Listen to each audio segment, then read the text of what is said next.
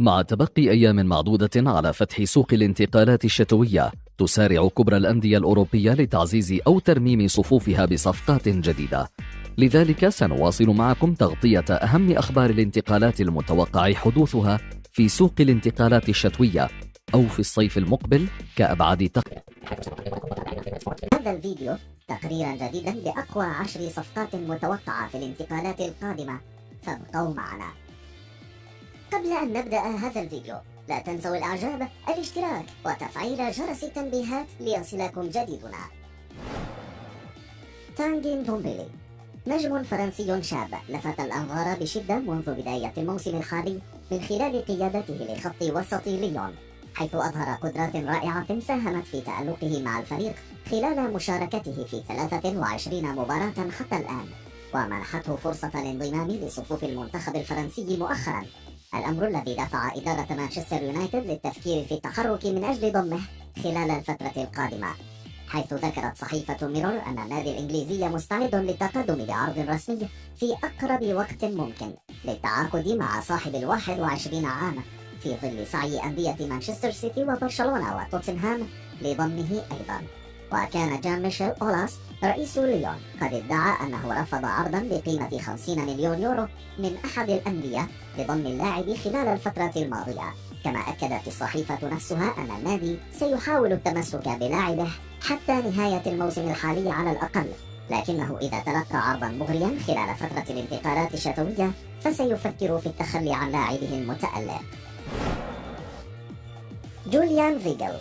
يستعد مسؤولو روما الإيطالي لتعزيز خط وسط الفريق خلال فترة الانتقالات الشتوية القادمة، وبحسب صحيفة لا جازيتا ديلو سبورت فإن الإسباني مونشي المدير الرياضي لروما قد أبدى إعجابه بقدرات لاعب وسط بروسيا دورتموند، وطلب من إدارة الفريق العاصمي بحث إمكانية التعاقد معه كخيار أول لتعزيز وسط الملعب، خاصة وأنه نال أيضا استحسان أوزيبيو دي فرانشيسكو مدرب الفريق. وبحسب ذات الصحيفة فإنه من المتوقع أن تتقدم إدارة الذئاب بعرض رسمي لبروسيا دورتموند من أجل شراء صاحب 23 عام في يناير المقبل، مستغلة في ذلك رغبة اللاعب في تغيير الأجواء بعد أن ابتعد عن المشاركة مع النادي الألماني بشكل منتظم منذ بداية الموسم الحالي، وأصبح لا يمانع فكرة الرحيل عن الفريق إذا ما تلقى عرضا مناسبا.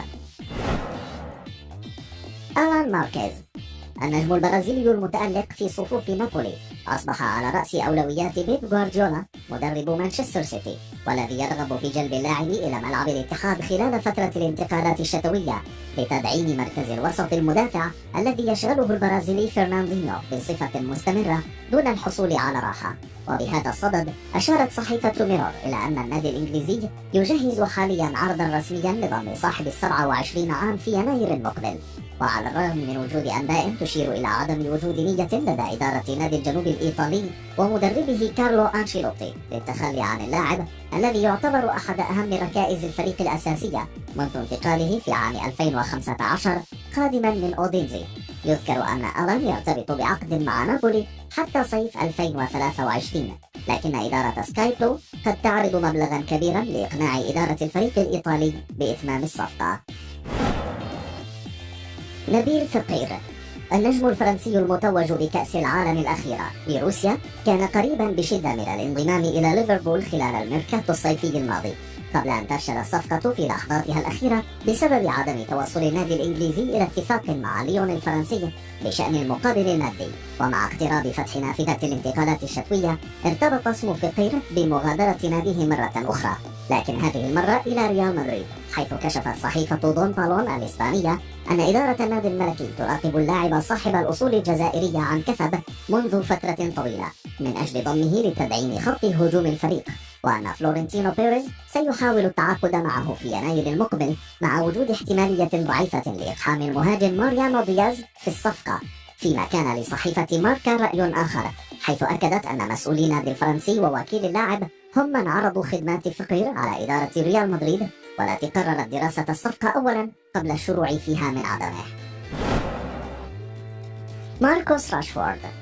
تدور الشكوك حول مستقبل النجم الإنجليزي مع مانشستر يونايتد، حيث ارتبط اسمه كثيرا بالرحيل عن قلعة أولد ترافورد، وهو ما جاء في تقرير صحيفة سبورت الإسبانية التي أشارت إلى أن برشلونة يفكر في التعاقد مع اللاعب في الصيف المقبل بعرض قد يصل ل70 مليون يورو. ووفقا للصحيفة نفسها فإن النادي الكتالوني سينافس أندية ريال مدريد وميلان ويوفنتوس التي أبدت رغبتها أيضا في ضم مهاجم الشياطين الحمر، في الوقت الذي فتح فيه مسؤولو يونايتد باب المفاوضات مع صاحب 21 عام من أجل إقناعه بالتوقيع على عقد جديد يبقيه في النادي لسنوات عديدة، خاصة وأن عقده ينتهي مع الفريق في 2020. وعلى الرغم من إبداء راشفورد لرغبته في الرحيل عن يونايتد لخوض تحدي جديد وفقا لعدة تقارير إنجليزية، إلا أنه يترقب حاليا موقفه مع المدير الفني الجديد سولسكاير قبل اتخاذ قراره النهائي. لوكاس هيرنانديز. على أرض الملعب كل شيء يسير على ما يرام لأتلتيكو مدريد بعد استقرار نتائجه، لكن خلف الكواليس هناك خطر حقيقي يهدد النادي الإسباني بفقدان أحد أهم لاعبيه، حيث ذكرت شبكة سكاي سبورت أن بايرن ميونخ اتفق بالفعل مع المدافع الفرنسي على ضمه في يناير المقبل مقابل 80 مليون يورو قيمة الشرط الجزائي في عقده.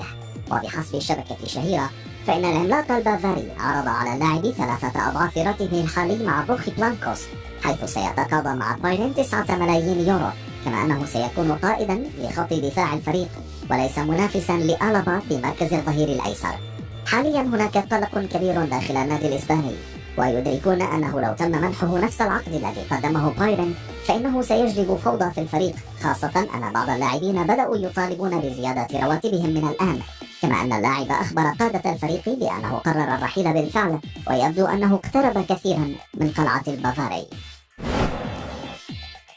مهدي بن عطية. الحديث عن مستقبل النجم المغربي لا ينتهي، فبعد أن أشرنا في تقارير سابقة عن رغبة مارسيليا وميلان في الحصول على خدمات مدافع يوفنتوس الحالي، جاءت صحيفة توتو سبورت الإيطالية لتؤكد رغبة بوروسيا دورتموند وشالكا في الانضمام لركب الأندية التي تريد الحصول على صاحب 31 عاما بعد أن قرر الرحيل عن بيانكونيري بسبب فقدانه فرصة اللعب بشكل أساسي منذ بداية الموسم الحالي. وأشارت الصحيفة أن دورتموند فتح بالفعل خط المفاوضات مع وكيل اللاعب لضمه في يناير على سبيل الإعارة حتى نهاية الموسم الحالي، لكن متصدر البوندسليغا لن يجد الطريق ممهدا نحو ذلك في ظل رغبة غريمه شالكا في التعاقد مع اللاعب بشكل نهائي. يذكر أن يوفنتوس لا يمانع الرحيل بن عطية، لكنه يريد الحصول على 20 مليون يورو نظير التخلي عن خدماته. أدريان رابيو. قد تشهد الفترة المقبلة محطة جديدة في مسيرة لاعب وسط باريس سان جيرمان الذي ينتهي عقده مع الفريق الفرنسي في الصيف القادم، وهو ما يعني أنه سيحق له التوقيع لأي ناد في يناير المقبل. وفي هذا السياق كشفت عدة تقارير فرنسية أن برشلونة يريد ضم رابيو في الصيف المقبل بشكل مجاني استغلالا لرغبته في عدم مواصلة مسيرته الكروية في فرنسا بعد أن رفض 5 عروض لتجديد عقده مع أبناء حديقة الأمراء. بل إن صحيفة ماركا أكدت أن الفريق الكتالوني توصل بالفعل لاتفاق نهائي بشأن التعاقد مع صاحب 23 عام، ولا يتبقى سوى وضع اللمسات الأخيرة لإتمام الصفقة. فيما أشارت صحيفة كالتشيو ميركاتو الإيطالية أن يوفنتوس قرر منافسة برشلونة للظفر بخدمات رابيو من أجل الاستمرار في بناء تشكيلة المستقبل بالنادي. حتى هذه اللحظة لا يوجد أي شيء رسمي، لكن كل المصادر المقربة من اللاعب تؤكد أنه يفضل ارتداء قميص البارسا في الموسم القادم.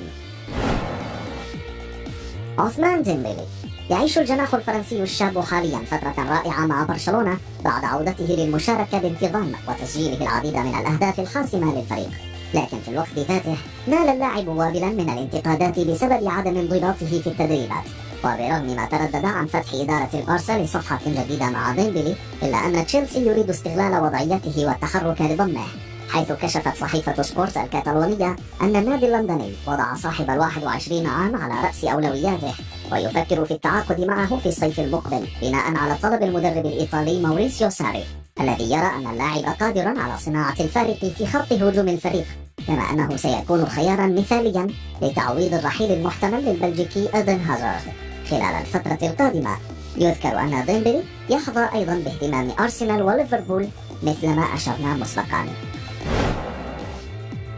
مسعود أوزيل وفرانشيسكو إسكو.